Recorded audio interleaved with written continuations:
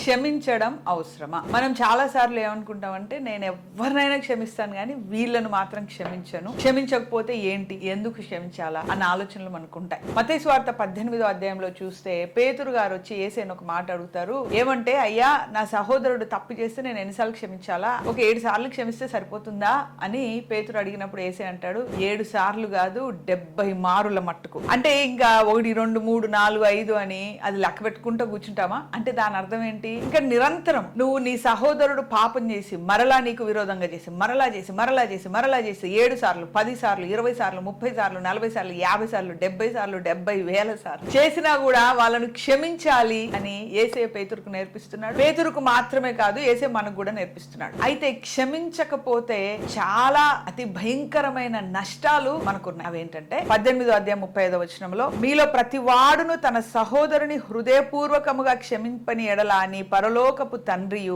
ఆ ప్రకారమే మీ ఎడల చేయును. లాస్ట్ కేసే ఇచ్చే కన్క్లూజన్ ఏంటంటే, నువ్వు క్షమించలేదు కాబట్టి నా క్షమాపణకు నువ్వు అర్హులు కాదు అని దేవుడు వాళ్ళని తృణీకరిస్తాడంట.